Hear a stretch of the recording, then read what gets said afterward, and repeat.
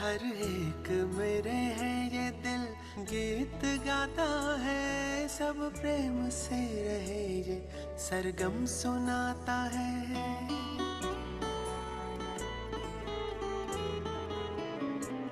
हर एक मेरे है ये दिल गीत गाता है, सब प्रेम से रहे ये सरगम सुनाता है। जन्नत बने जहाँ ये, जन्नत बने जहाँ ये शुभ भाव रहता है। भगवान तुम्हारे प्यार का एहसास रहता है, हर वक्त मेरे साथ हो विश्वास रहता है। भगवान तुम्हारे प्यार का एहसास रहता है, भगवान तुम प्यार का एहसास रहता है। भगवान तुम्हारे प्यार का एहसास रहता है।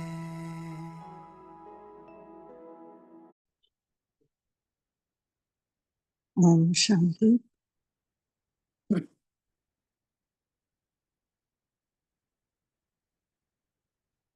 असां सभिनी आत्माउनि जो मिठड़े बाबल खे आह्वान थो थिए।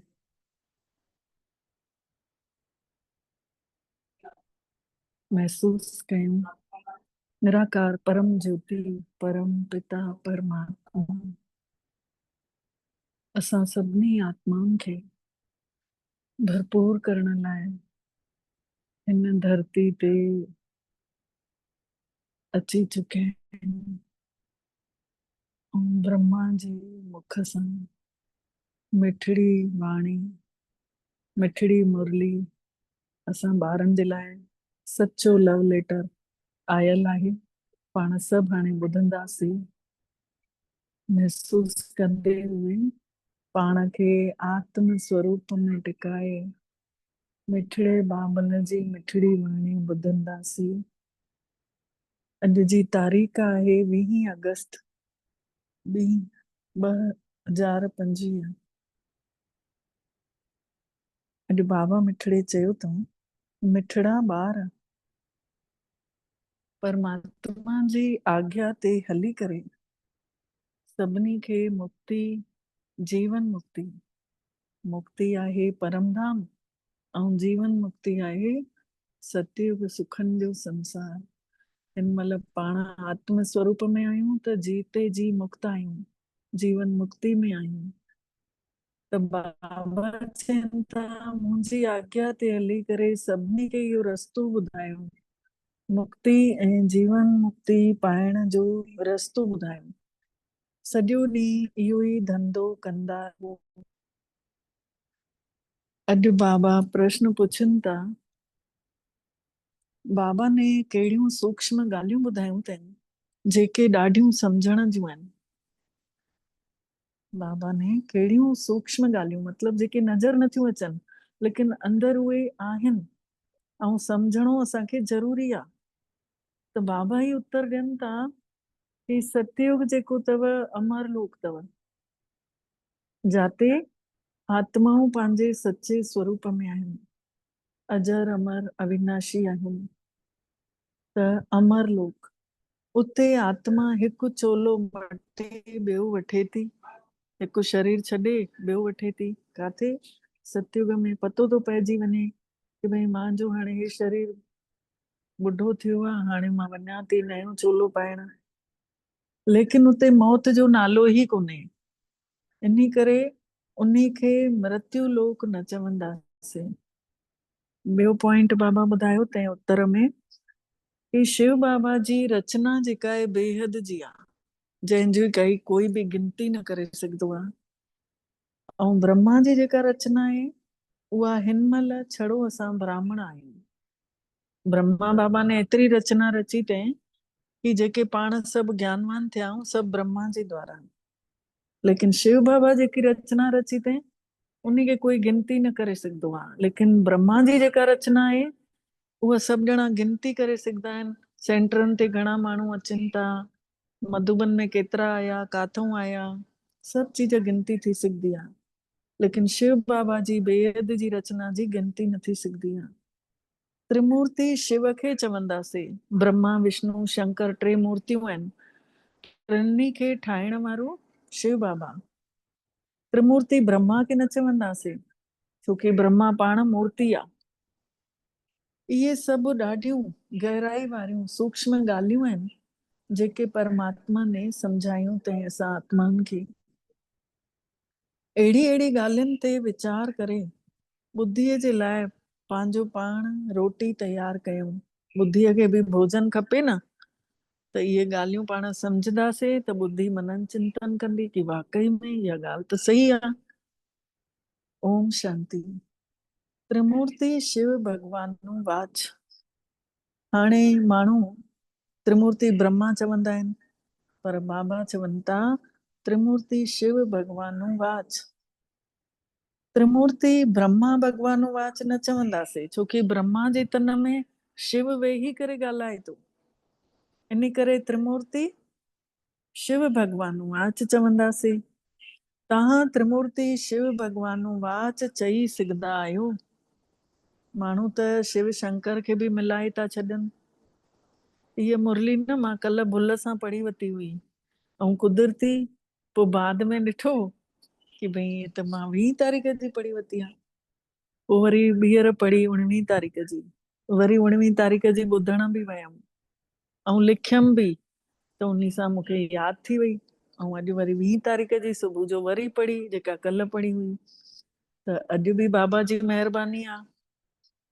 त बाबा चवनि था कि माण्हू त चवंदा आहिनि शिव शंकर खे मिलाए छॾींदा आहिनि ऐं चवंदा आहिनि शंकर अखि खोलींदो त विनाश थो थी वञे।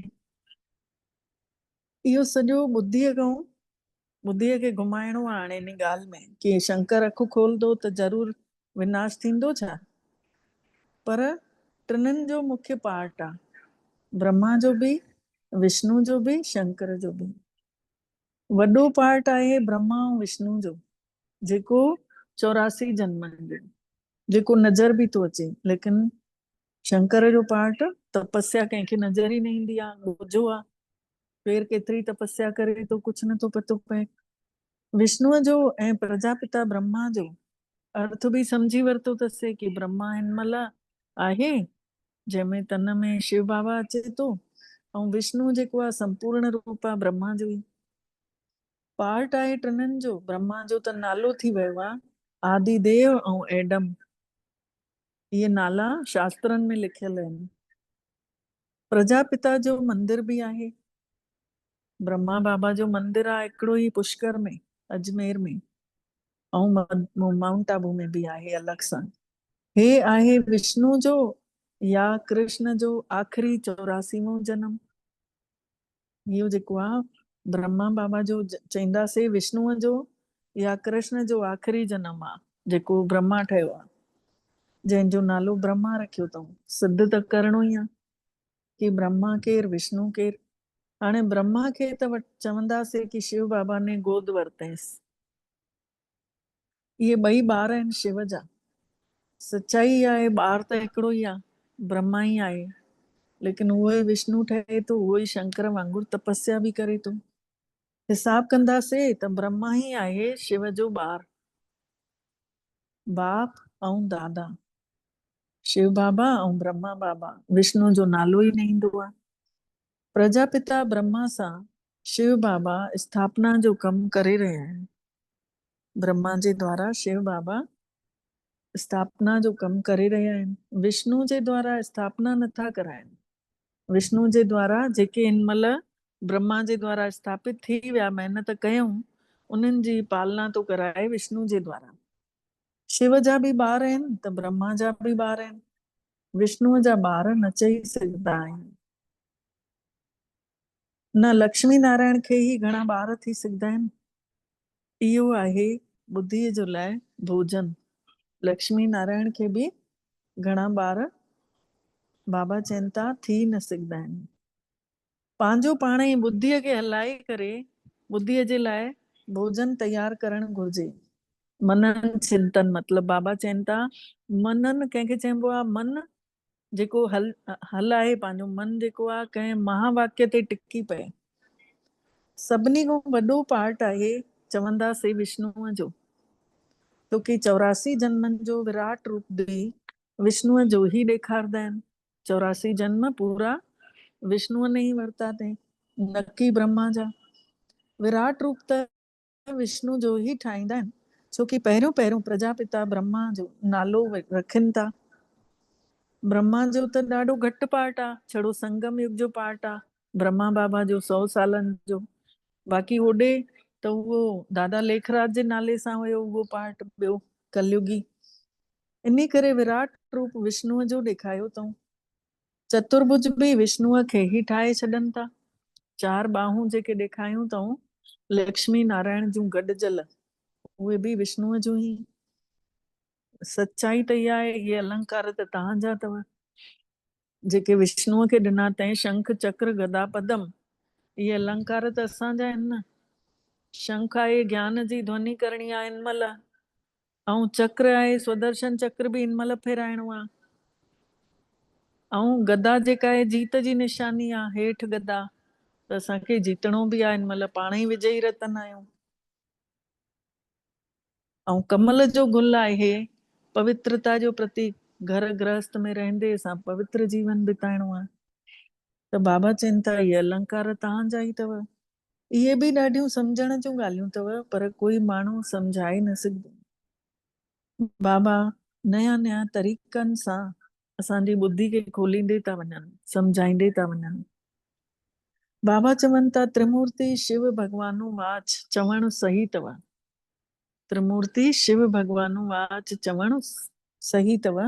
ब्रह्मा विष्णु ऐं शिव इन में प्रजापिता ब्रह्मा ही त ॿार चवराईंदो, विष्णुअ खे ॿार न चवंदासीं। उहो भले उहो बि रचना आहे, पर रचना त ब्रह्मा जी ही थिए थी न, जेका नज़र थी अचे इन महिल ज्ञानवान आत्माऊं, जेके वरी अलॻि अलॻि नाले ऐं रूप सां ॾिसूं था, पर मुख्य पार्ट त उन्ही जो ई आहे न। पर ब्रह्मा जो पार्ट ॾाढो घटि आहे हिन महिल जो संगम युग जो। विष्णुअ जो ॾिसो केतिरो समय राजाई हले थी, सॼे वण जो ॿिज हिकिड़ो ई आहे, शिव बाबा। ऐं असां बि ॿिज रूप में उन शिव बाबा खे यादि कयूं त असां बि उन वांगुरु अथाह शक्तियुनि सां भरिजी था वञूं। उन जी रचना खे सालिग्राम चवंदासीं। परमात्मा जी रचना वो वॾो शिवलिंग आहे, ऐं असां नंढा नंढा सालिग्राम। सालिग्राम चवंदा आहिनि भक्तीअ में। ब्रह्मा जी रचना खे ब्राह्मण ब्राह्मणियूं ई चवंदासीं। हाणे जेतिरी शिव जी रचना आहे ओतिरी ब्रह्मा जी कोन्हे। हाणे जेतिरी शिव ने रचना रची अथई ओतिरी ब्रह्मा ने न रची अथई। त शिव जी रचना त घणी आहे, सभु आत्माऊं उन जी औलाद आहिनि।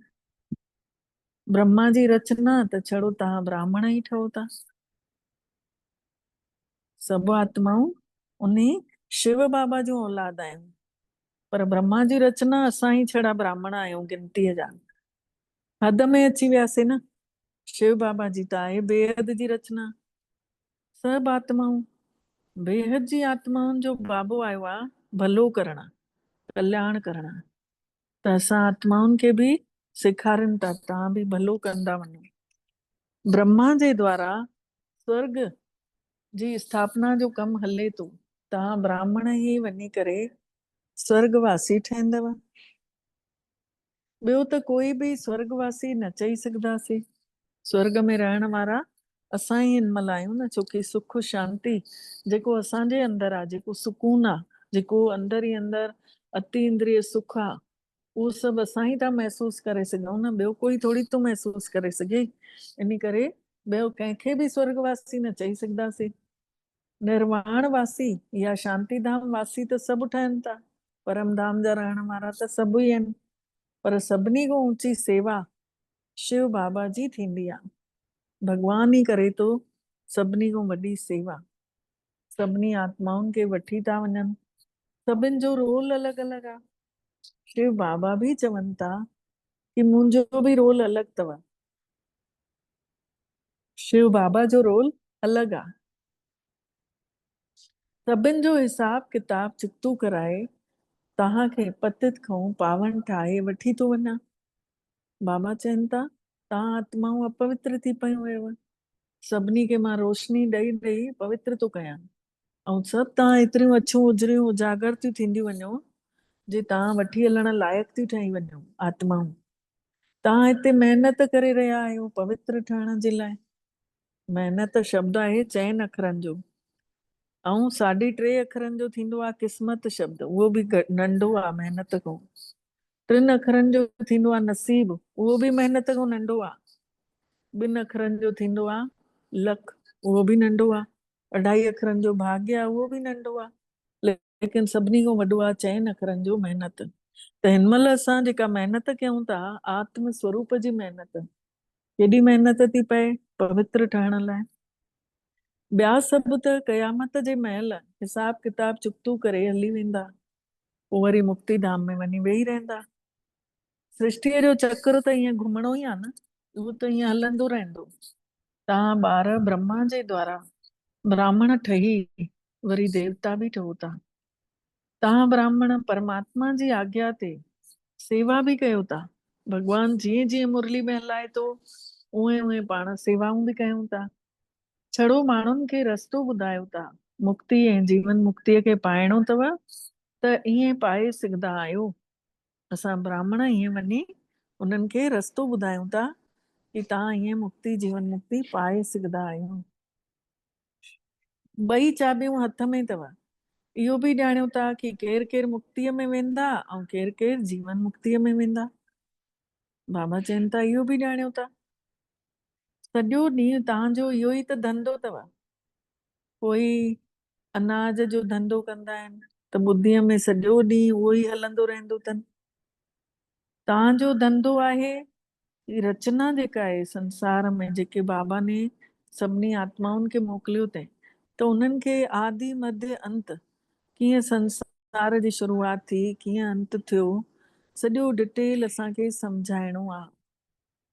कंहिंखे बि जीवन ऐं मुक्तिअ जो ऐं मुक्तिअ जो रस्तो, जीवन मुक्ति ऐं मुक्तिअ जो रस्तो सभु ॿुधाइणो आहे ज़रूर। त हिन धर्म जा जेके हूंदा उहे निकिरी ईंदा, जेके हिन धर्म जा न हूंदा उहे मञींदा ई कोन। अहिड़ा ॾाढा ई धर्म आहिनि जेके मटिजी नथा सघजनि।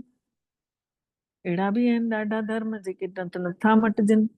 जीअं एंग्लो क्रिश्चियन कारा हूंदा आहिनि, उन्हनि जो रूप त नथो मटिजे, चेहरो त उहो ई थो हुजेनि, छड़ो ईअं मटिजी वेंदा भले, ईअं बि न कि फीचर्स मटिजी वेंदनि, छड़ो धर्म खे मञे था वठनि बसि।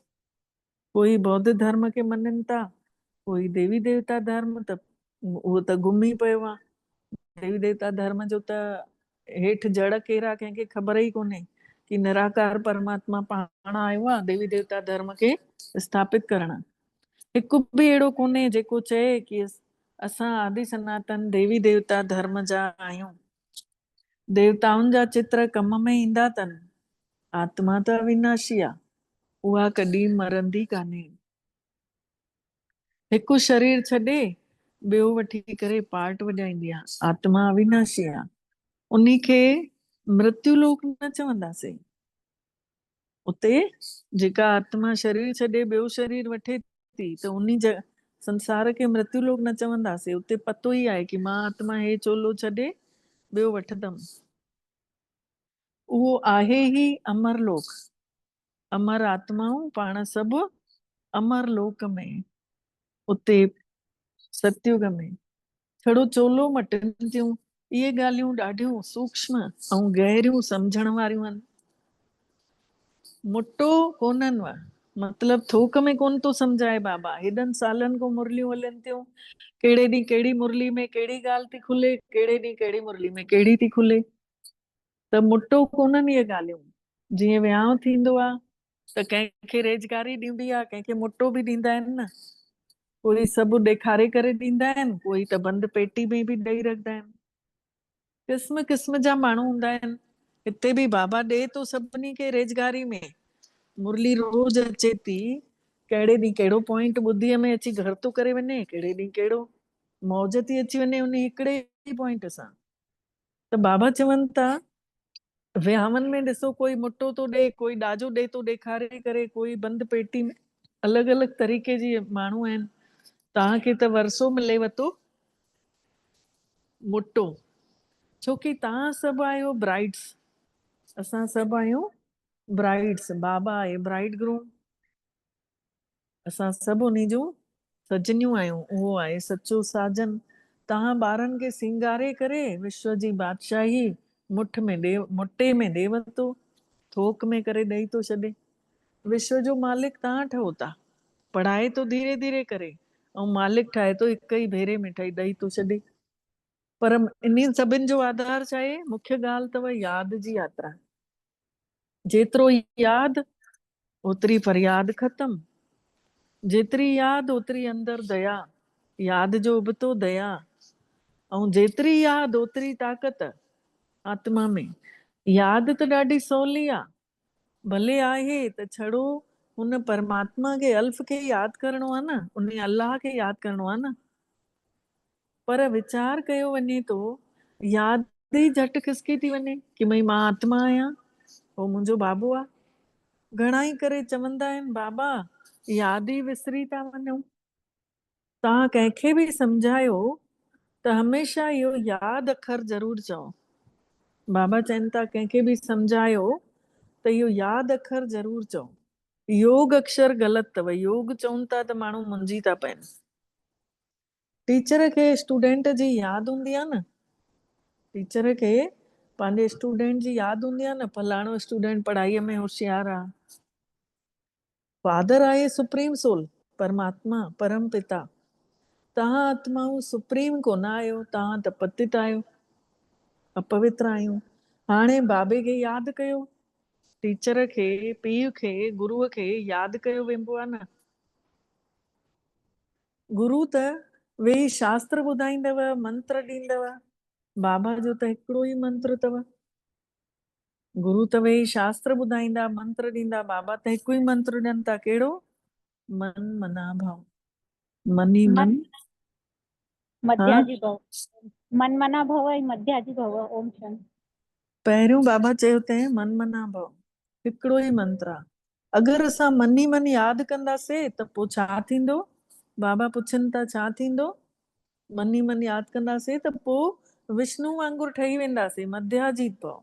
मध्य में जेको आहे, विच में ब्रह्मा विष्णु शंकर जे विच में विष्णु ॾेखारियो वियो आहे, ऐं विष्णु बीठल आहे, ऐं उन जे साम्हूं आहे शिव बाबा निराकार।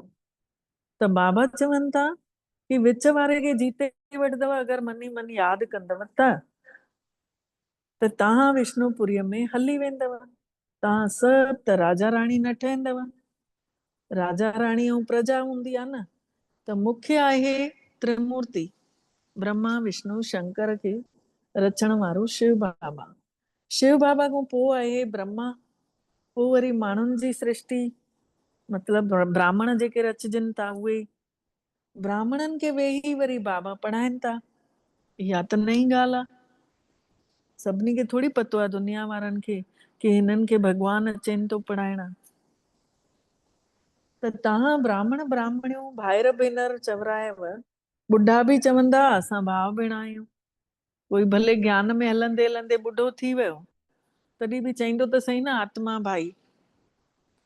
त बाबा चवनि था इहो अंदर में सम्झणो अथव, कंहिंखे बि फालतू ईअं चइणो कोन अथव। भगवान ने प्रजापिता ब्रह्मा जे द्वारा सृष्टि रचें त भाइर भेनर थी वियव न। जॾहिं कि हिकिड़ो ई प्रजापिता ब्रह्मा जा ॿार आहियो। इहे त सम्झण जूं ॻाल्हियूं अथव। हिकिड़े ई प्रजापिता ब्रह्मा जा ॿार आहियूं। इहे त बाबा चवनि था सम्झण जूं ॻाल्हियूं अथव। तव्हां ॿारनि खे त ॾाढी ख़ुशी थियणु घुरिजे। कहिड़ी? कि असांखे पढ़ाई केर थो पियो, नशो चढ़ी वञणु घुरिजे। अॼु हिकु हिकु ट्यूशन जे लाइ माण्हू केॾो मथा कुट था करनि, ऐं असांखे घर वेठे अचे थो पढ़ाइण, सॼो जीवन ई मटे थो छॾे। चेहरे ते रंगत थी अची वञे, रूहानियत थी अची वञे, सुकून थो मिले आत्मा खे, केॾी ताक़त थी भरिजी वञे।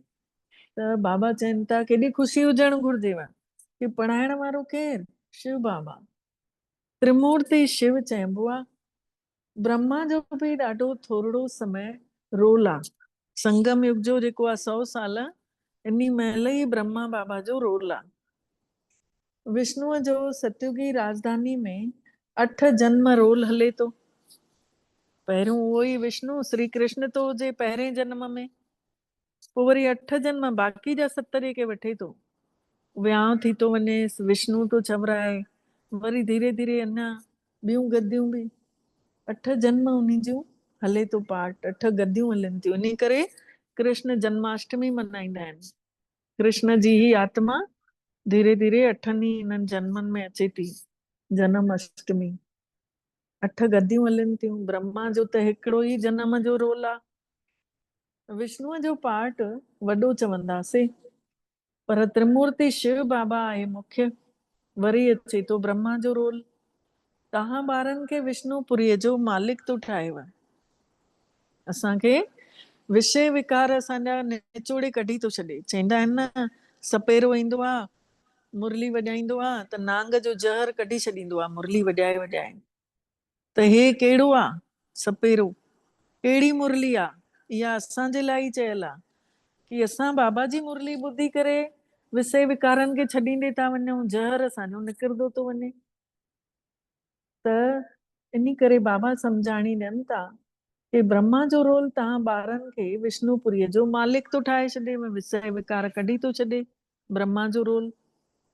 ब्रह्मा खां ब्राह्मण वरी देवता था ठही वञो। इहो त थी वियो अलौकिक पीउ, अलौकिक पिता। केर? ब्रह्मा बाबा। थोरो समय इहो पिता आहे जंहिंखे इन महिल मञूं था। थोरो समय लाइ आहे, 100 सालनि लाइ, जंहिंखे आदि देव, आदम ऐं बीबी इहे सभु बि नाला ॾिना विया। इन्ही जे बिना सृष्टि कीअं रचंदा? आदि देव ऐं आदि देवी आहिनि न। आदि देव ब्रह्मा बाबा, आदि देव आदि देवी मम्मा। ब्रह्मा जो पाठ छड़ो संगम जे समय जो आहे। देवताउनि जो रोल त वरी बि घणो ई हले थो। पूरो द्वापर युग खां वठी अञा हेठि कलयुग ताईं देवताउनि खे पूॼनि था पिया मूर्तियुनि में। देवताऊं ही छड़ो सतयुग में चवंदासीं। त्रेता में क्षत्रिय चया वेंदा, उहे ई देवता। त्रेता युग में क्षत्रिय चया वेंदा। इहे केॾियूं गहरियूं गहरियूं ॻाल्हियूं अथव सम्झण जूं। बाबा चवनि था इहे गहरा गहरा पॉइंट मिलनि था। सभु त हिकिड़े ई महिल ॿुधाए न, वर्णन न करे सघिबो आहे। उहे त्रिमूर्ति ब्रह्मा चवंदा आहिनि, प्रजा रचींदा आहिनि ऐं शिव खे उॾाए छॾनि था पिया। शिव निराकार जो चित्र जेको आहे, जेको दुनिया वारनि चित्र ठाहियो अथऊं ब्रह्मा विष्णु शंकर जो, उन जे मथां शिव निराकार ॾिनो ई कोन अथऊं कि इन्हनि खे रचण वारो केरु? शिव खे उॾारे छॾियो अथऊं।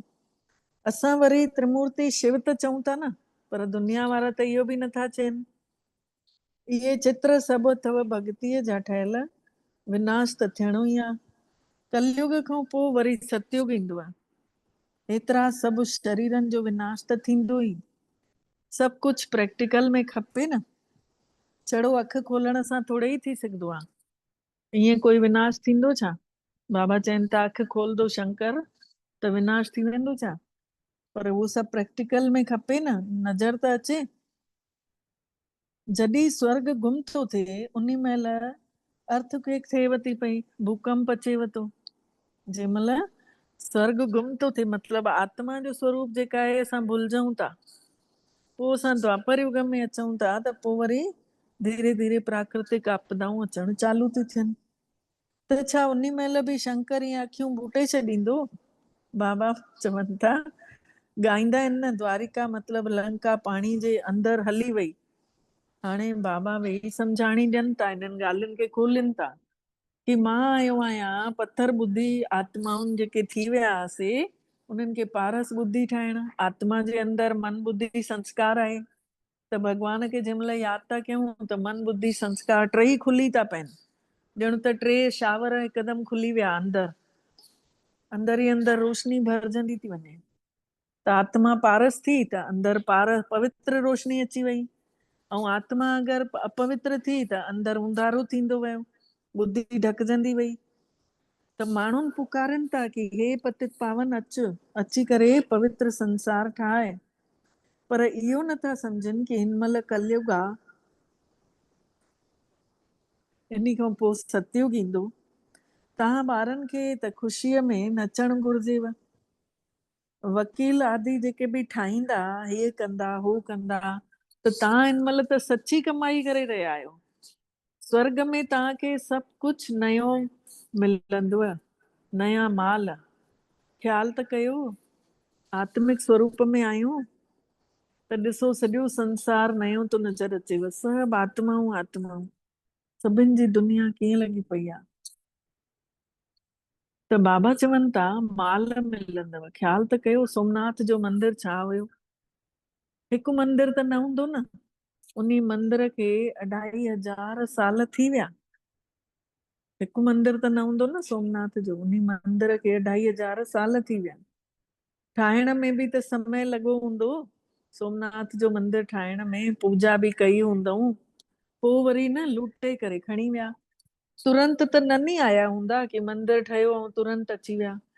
घणा ई मंदिर ठहिया हूंदा पूजा जे लाइ, वेई मंदिर त केॾा ठाहींदे था वञनि। हाणे तव्हां बि ॼाणियो था कि बाबा खे यादि कंदे कंदे असां बि सोन जहिड़ी दुनिया में हली वेंदासीं। असांजी बि उमिरि लंबी थी वेंदी, आत्मा पवित्र थी वेंदी। महिनत त करणी पवे थी न, बाबा चवनि था महिनत करणी पएव थी न।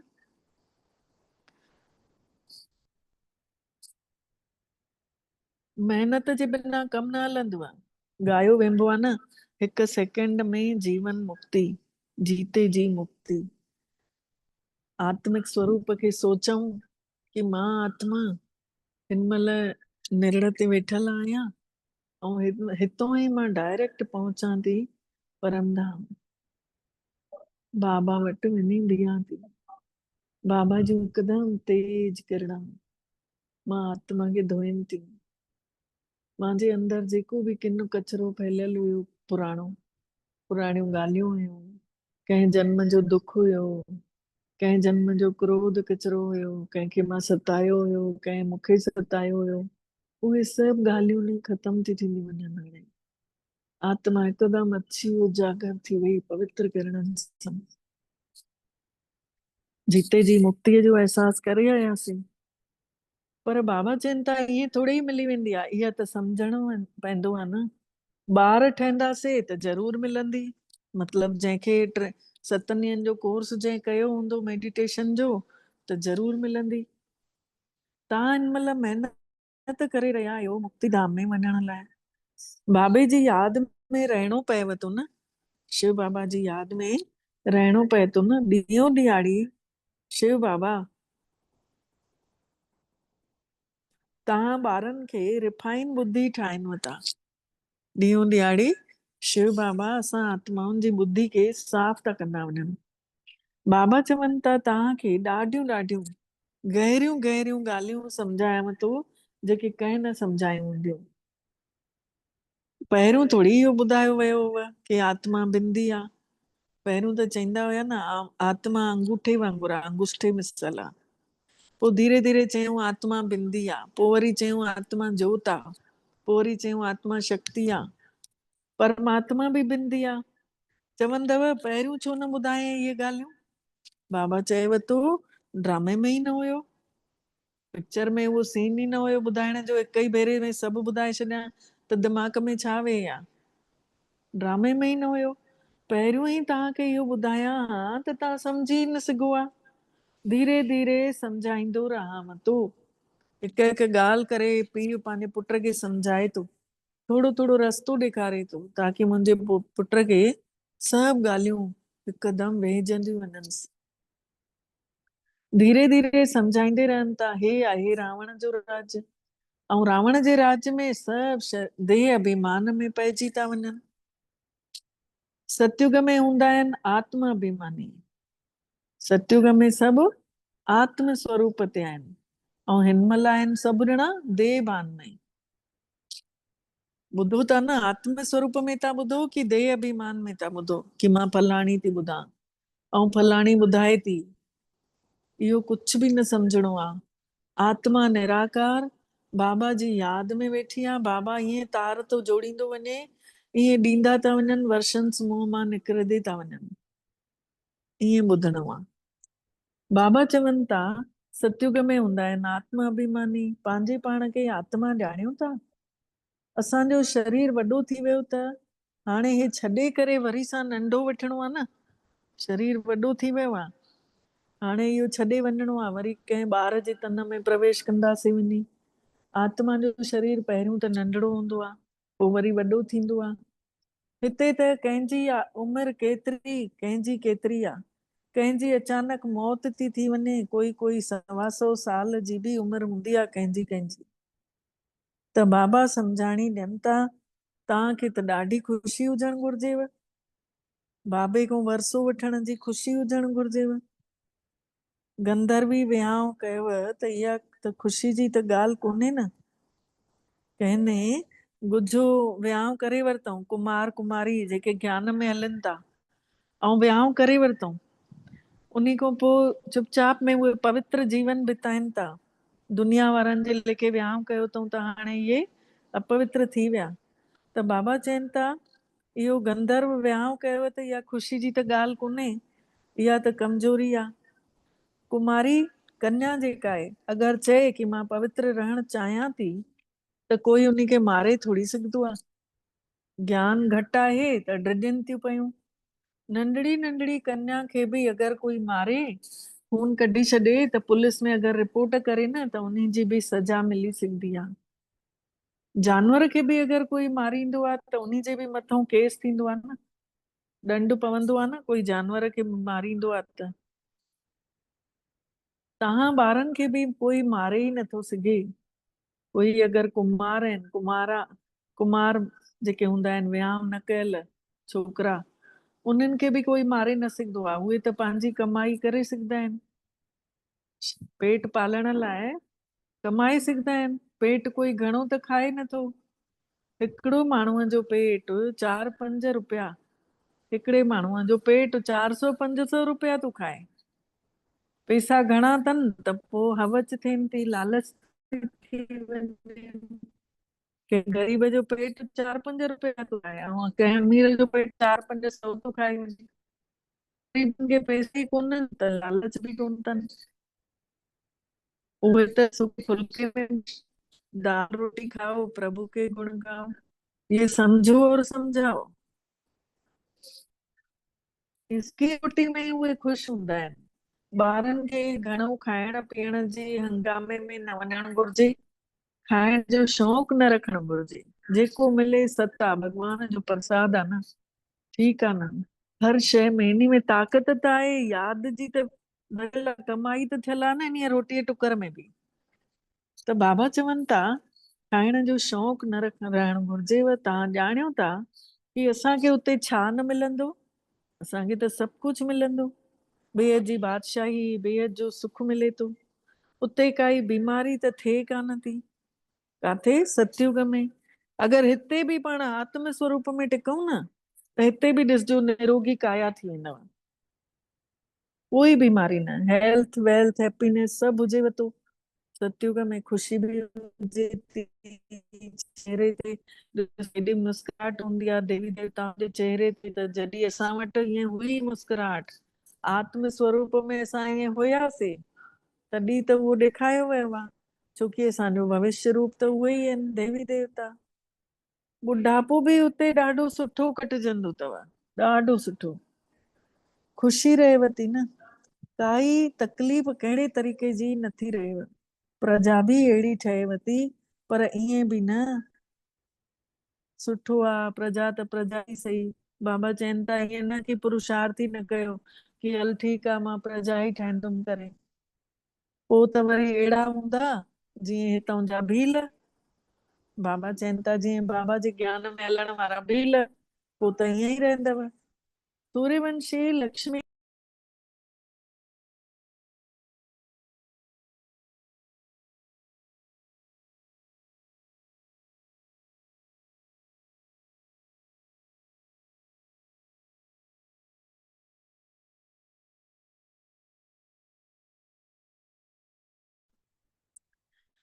जी तव्हांजो आवाज़ बाबा नथो चइनि अचे। था, हा हाणे अचेव थो?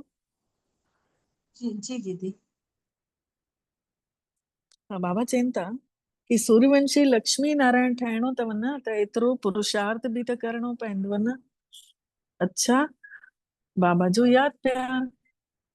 अच्छा, मिठड़े मिठड़े सिकी लदे ॿारनि प्रति माउ पीउ जो यादि प्यार ऐं गुड मॉर्निंग।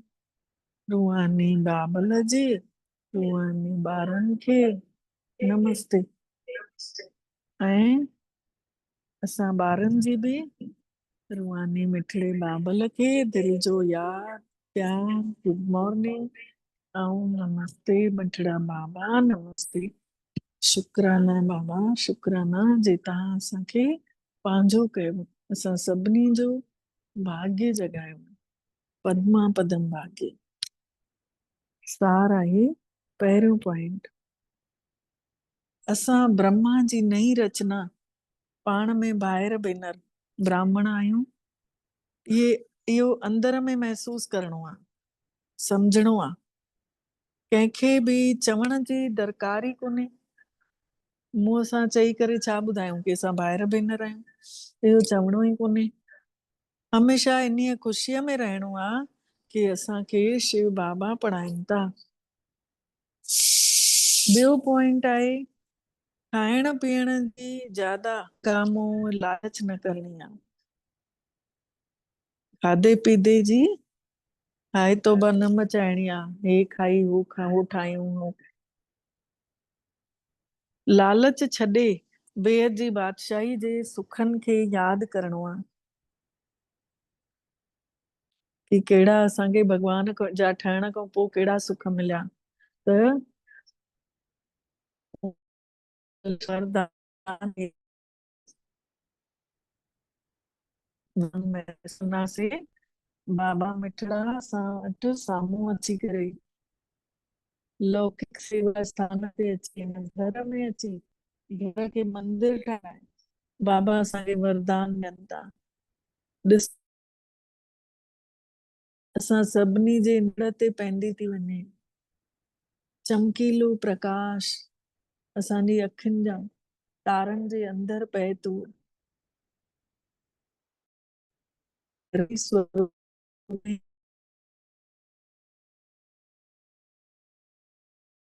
रूप सां वरदान वठूं था। इहो वरदान पंहिंजे जीवन में आणींदासीं। केतिरनि प्रकारनि जी प्रवृत्ति में खां निवृत्त थियण वारा, मतलब घर गृहस्थ में रहंदे असांजी जिम्मेदारी निभाईंदे पर असां उन खां मुक्त थी करे नष्टमोह स्मृति स्वरूप ठहूं। नष्टमोह स्मृति स्वरूप मतलब आत्म स्वरूप सां सभिनी खे ॾिसंदासीं, रिश्तनि नातनि खे घर वारनि खे, त असांजो मोह जेको आहे धीरे धीरे ख़तम थींदो वेंदो। घर गृहस्थी आहियूं इहो सोचींदासीं त पोइ मोह न ख़तम थींदो।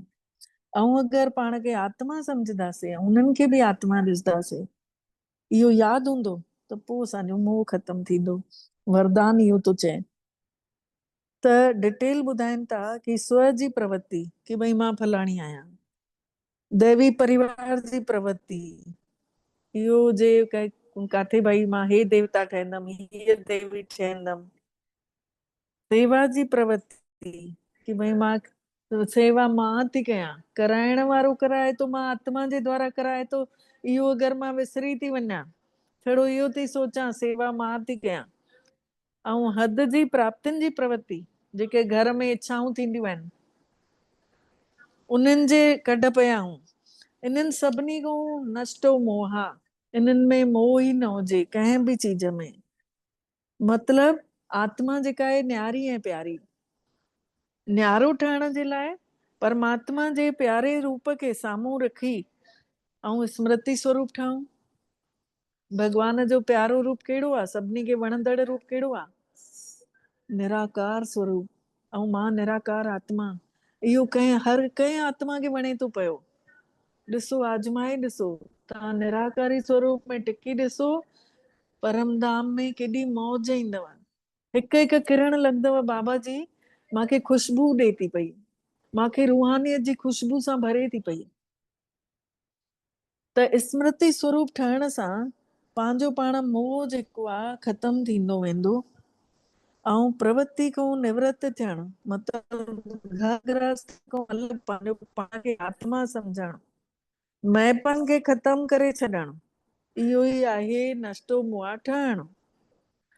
त अहिड़ा जेके नष्टो मुआ ठहण वारा ॿार हूंदा आत्मिक स्वरूप में टिकण वारा, उहे लंबो समय पुरुषार्थ कंदे कंदे प्रालब्ध जी प्राप्ति जी अधिकारी ठही वेंदा। उन्हनि खे ॾाढी कुझु प्राप्ति थी वेंदी। स्लोगन आहे, कमल जे गुल वांगुरु न्यारा रहो त भॻवान जो प्यार पंहिंजो पाण मिलंदो रहंदो आहे। मतिलब आत्म स्वरूप में टिकंदासीं त परमात्मा असांजे मथां फिदा थींदो। भॻवान असांखे यादि करे केॾी वॾी ॻाल्हि आहे।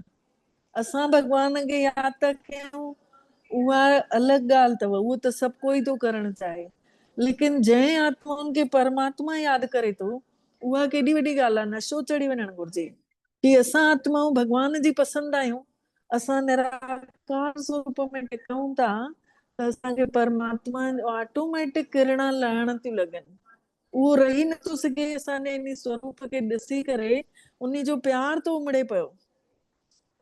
अव्यक्त इशारे जो पॉइंट आहे, सहज योगी ठहिणो अथव त भॻवान जे प्यार जा अनुभवी ठहू।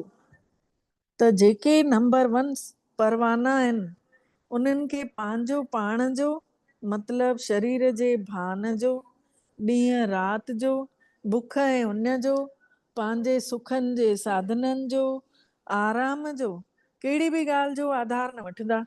जेके नंबर 1 परवाना आहिनि, भॻवान ते जेके फिदा था थियनि, संपूर्ण समर्पण आहिनि, जेके तन मन धन जन, उहे कंहिं बि ॻाल्हि जो आधार न वठंदा। उहे सभिनी तरीक़नि सां शरीर जी स्मृति सां बि खोयल निरंतर आत्म स्वरूप में, निरंतर क्षमा जे प्यार में लवलीन था थी वञनि। जीअं क्षमा आहे परमात्मा आहे ज्योति स्वरूप, लाइट माइट रूप में आहे, ईअं ई असां बि आत्माऊं क्षमा वांगुरु पंहिंजो पाण खे लाइट ऐं माइट रखूं था। हल्का बि आहियूं, सभिनी सां खिलूं ॻाल्हायूं, ईअं न कि मां यादि करणु वेहां थी त पालथी मारे वेहां, न भाई मां योग थी कयां, मूंखे ईअं न कयो, मूंखे डिस्टर्ब न कयो, इहे सभु चीज न आहे करणी। हलदे फिरदे कंहिंसां ॻाल्हायूं बि था न त ॿुधी हुजे न परमधाम में, शिव बाबा वटि टिकियल हुजां न, शाम जो मान लो योग नथो करणु मिले त हलदे फिरदे बि करे था सघूं न। बाबा ने केॾी ट्रिक सेखारे वरिती अथई। राज योगी आहियूं असां, प्रजा योगी न आहियूं कि प्रजा में फाथल हुजऊं। अच्छा, ओम शांति। त हाणे पंहिंजो पाण खे परमात्मा जी शक्तियुनि सां भरींदासीं। महसूस कयूं मां केरु आहियां, हिन शरीर खे हलाइण वारी, हर सोच खे सोचण वारी, हर भावना खे महसूस करण वारी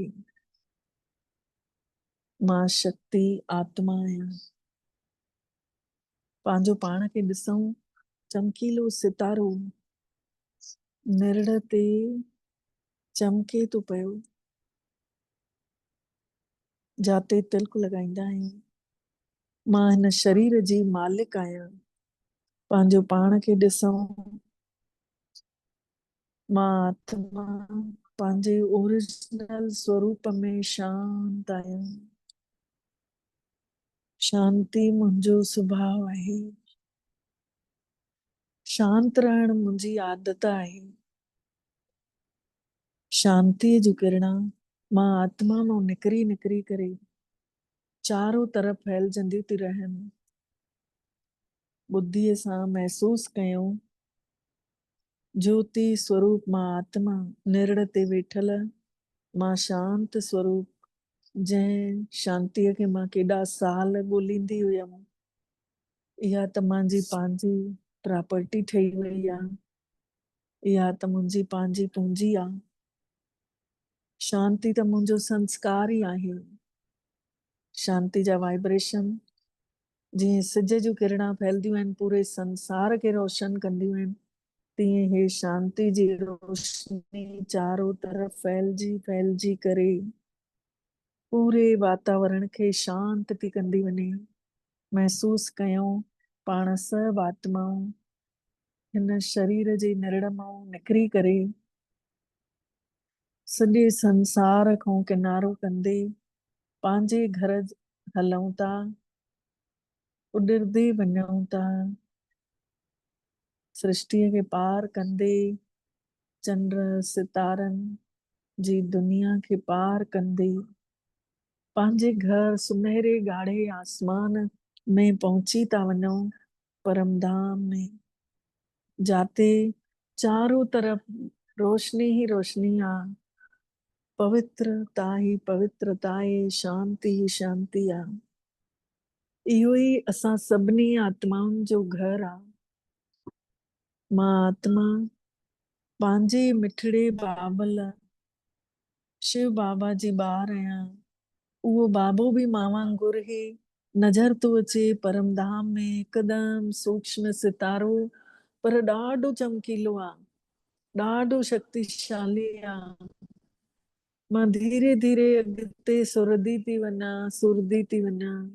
अॻिते वञी हिकदमि साम्हूं वियां थी, जीअं बाबा जी सॼी रोशनी मां में पहले पए, पोइ पूरे संसार में पए। हिकदमि साम्हूं हर कोई पंहिंजो पाण खे महसूस कयो, पाण सभु हिकदमि शिव बाबा जे साम्हूं वेहूं था। बाबा जी रोशनी असां सभिनी आत्माउनि जे मथां पइजी पोइ हेठि संसार में सभिनी आत्माउनि जी पालना थी करे।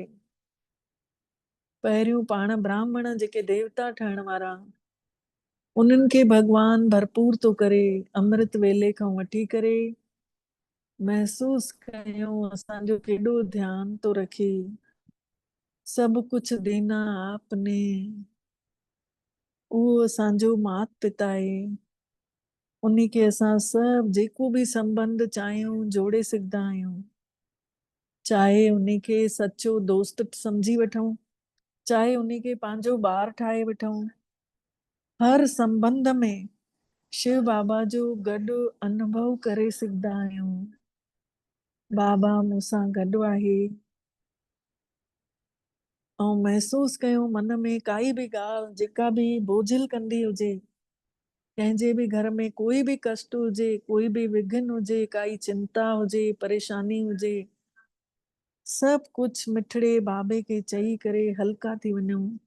बाबा तव्हां ॼाणियो, तव्हांजो कमु अथव, मां आत्मा त तव्हांजी ॿार आहियां, मां त छड़ो तव्हांखे यादि करणु सिखी आहियां, ॿियो मां कुझु न ॼाणिया। ज्ञान ध्यान किछु कर्म न जाना, सार न जाना तेरी, सब ते वॾा सतगुरु बाबा जिन कल राखी मेरी। बस कयूं जंहिं असांजी लॾ रखी, जंहिं पत रखी आहे, उहो ई आहे शहंशाह, सॼे संसार खे हलाइण वारो दाता। महसूस कयूं सभु कुछ उन खे सौंपे करे शांति जे सागर परम पिता परमात्मा खे असां सभु महसूस था कयूं। हल्का थी करे मोटऊं था धीरे धीरे हेठि, शांतिअ जी शक्तिअ खे पंहिंजे अंदर महसूस कयूं। बाबा ने असां सभिनी जे अंदर भरे छॾी अथई, शांति शांति थी वई आहे। जाते वञूं था उते शांति जा वाइब्रेशन फैलायूं था, धीरे धीरे मोट खाऊं था परम धाम मां। ॾिसूं असांजे अंदर केॾो चमकीलो प्रकाश भरिजी चुकियो आहे, परमात्मा जी पवित्रता, उन्ही जो प्यार, उन्ही जी शांति शक्ति ज्ञान सभु कुछ असांजे अंदर भरपूर थी चुकियो आहे। भगवान जो प्यार ऐं पवित्रता असां सभिनी खे शक्ति थी ॾे पई। असांजे जीवन में परमात्मा जी पवित्रता महसूस कयूं भरिजी चुकी आहे। धीरे धीरे लहूं था हेठि, चमकीलो प्रकाश फैलाईंदे फैलाईंदे लहंदे लहंदे अची पहुचूं था हिन स्थूल जगत में संसार में जाते पाण सभु पंहिंजे पंहिंजे शरीरनि में अची समाइजी था वञूं, अवतरित था थी वञूं ऐं महसूस था कयूं हिन शरीर जे कण कण में परमात्मा जी पवित्रता फैलिजी चुकी आहे। हिक हिक नस नस में भगवान जो प्यार पनपे थो पियो। भगवान जी पवित्रता असांजे अंग अंग खे स्वस्थ थी ठाहे, निरोगी काया थी कंदी वञे। भगवान जी शक्तियुनि सां असां भरपूर आत्माऊं पंहिंजे ई स्वास्थ्य पंहिंजे ई गुणनि सां व्यवहार कयूं था, सॼे संसार खे ये बांटियूं था गुण, पंहिंजो व्यवहार महसूस कयूं। पूरी दुनिया जी हिकु हिकु आत्मा जेका बि असांजे संबंध संपर्क में अचनि था, सभिनी सां मिलूं था आत्मा ॾिसी। हर कंहिंखे असां मां बाबा शक्ति ॾे थो, प्यार ॾियनि था, पवित्रता लुटाइनि था।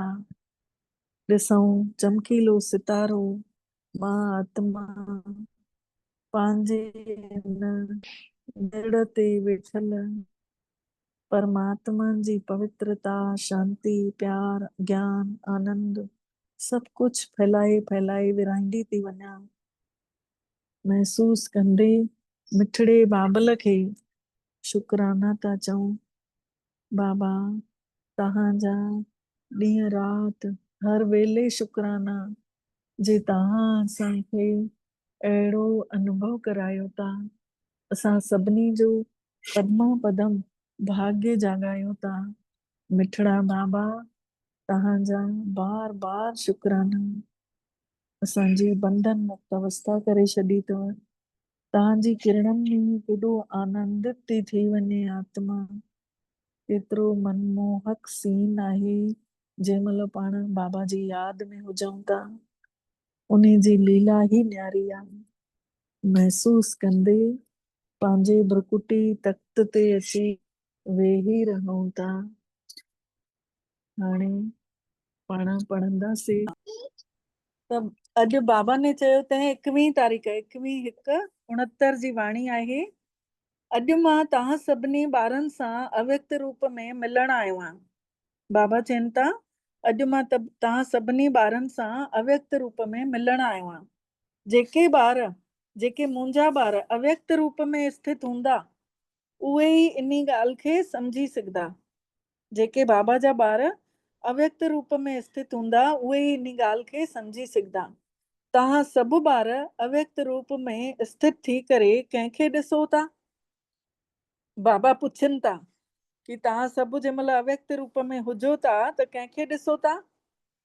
व्यक्त रूप में या अव्यक्त रूप में ॾिसो था? बाबा पुछनि था तव्हां व्यक्त आहियो या अव्यक्त आहियो? अगरि व्यक्त में ॾिसंदव त बाबा न नज़र ईंदव। अगरि अव्यक्त वतन में बाबा त अॼु अव्यक्त वतन खां आयो आहे न मिलण लाइ। त अव्यक्त वतन में त आवाज़ ई कोन्हे, पर मां हिते आवाज़ में अचां थो। तव्हां सभिनी ॿारनि जे अंदर में कहिड़ी सोच हलेव थी? बाबा पुछनि था तव्हां सभिनी ॿारनि जे अंदर में कहिड़ी सोच हलेव थी? हिन महिल इहा अव्यक्त मुलाक़ात अथव। जीअं 5000 साल पहिरियों वांगुरु ॿारनि सां रूरयान हली रही आहे। रूरयान करण मिठड़ो मिठड़े बाबा ने तव्हां सभिनी ॿारनि सां मिलण लाइ मोकिलियो अथई। शिव बाबा ने ब्रह्मा बाबा खे अव्यक्त वतन मां मोकिलियो अथई हेठि रूरयान करण लाइ। जेके हुया उहे ई हाणे बि आहिनि। 2-3 ॾींहं पहिरियों मिठड़े मिठड़े बाबा सां रूरयान हले पई। रूरयान छा हुई पतो अथव?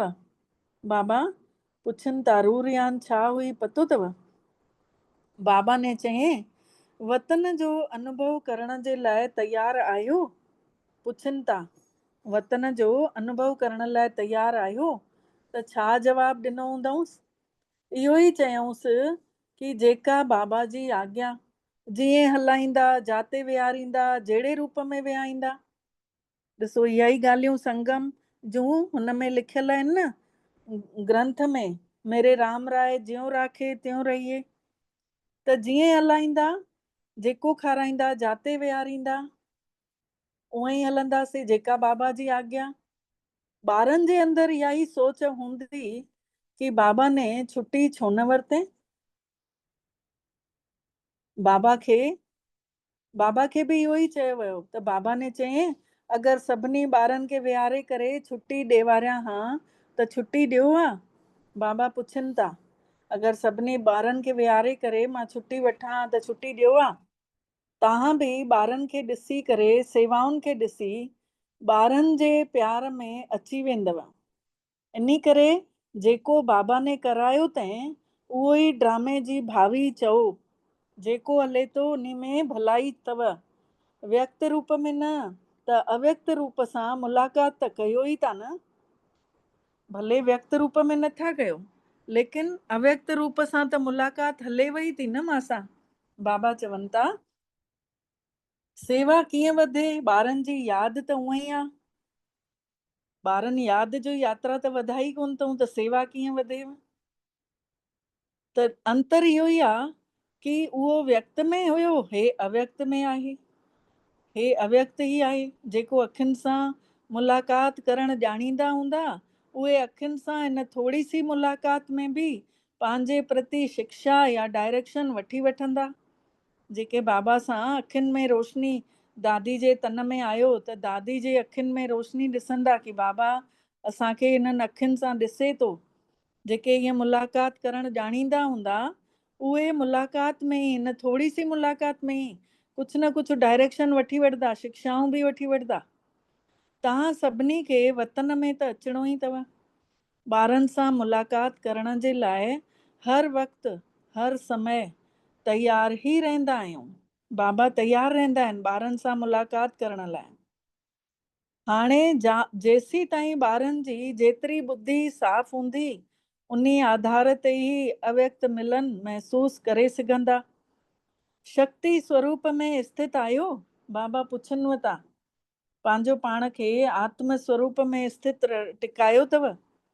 पोइ वरी बाबा दीदी खां पुछनि था जीअं साथ हुईं उअं ई आहीं, अलॻि कोन्ही। बाबा दीदी खे बि चइनिसि था कि जीअं हुईं अलॻि कोन्ही, उअं ई आहीं। हिन महिल शक्ति स्वरूप जो पार्ट प्रत्यक्ष में ॾेखारणो अथई। जेका बाबे जी शिक्षा मिली अथव उहा प्रैक्टिकल में करे ॾेखारींजो। जेका शिव बाबा खां शिक्षा मिली ब्रह्मा बाबा जे तन मां उहा ई प्रैक्टिकल करे ॾेखारणी आहे। शक्ति सेना त वधीक आहे। हिन महिल पूरो शक्ति स्वरूप ठही वञिजो। हिन महिल ताईं ॿार ऐं पीउ जे प्यार में हलंदा रहो। पीउ पुट जो जीअं प्यार हूंदो आहे उहे हलंदा रहो। हाणे वरी बाबे सां जेका शक्ति मिली अथव उन शक्तिअ सां ॿियनि खे अहिड़ो शक्तिवान ठाहिणो अथव। उहो ई बाबा जो प्यार बाबे सां गॾु आख़िरीअ ताईं रहंदव। हिन महिल मिठड़ो मिठड़ो बाबा हिकिड़ो सीन ॾेखारे रहिया आहिनि तव्हां सभिनी ॿारनि जो। तव्हां अस्थियूं खणो पिया न, हॾियूं खणो पिया न, त अस्थियुनि खे न ॾिसिजो, स्थिति खे ॾिसिजो। बाबा जूं हुननि खे ॾिसंदा हूंदा त बाबा चवनि था स्थिति खे ॾिसिजो। इहा अस्थियूं जेके अथव इहे ई स्थिति जो स्वरूप अथव। हिकु हिकु रग में स्थिति हुई। ब्रह्मा बाबा जी हिकु हिकु रग में स्थिति हुई, शिव बाबा सां गॾियल हुयो। त ॿाहिरों उहे अस्थियुनि खे रखियो अथव, पर इन्ही जो अर्थ भक्तीअ जे रस्ते वांगुरु न खणिजो कि भक्ति मार्ग में जीअं हॾियुनि खे खणी ईंदा आहिनि, मटकीअ में रखी पोइ पेरे पवंदा आहिनि न। त बाबा चवनि था ईअं इन जो अर्थ न खणिजो। इन जो अर्थ ईअं खणिजो कि हिकु हिकु हॾीअ में केॾी बाबा ने सेवा कयईं। इन्हनि अस्थियुनि में जेका स्थिति भरियल आहे हमेशह उन खे ॾिसिजो। साधारण माण्हू इहे ॻाल्हियूं एतिरो सम्झी न सघंदा।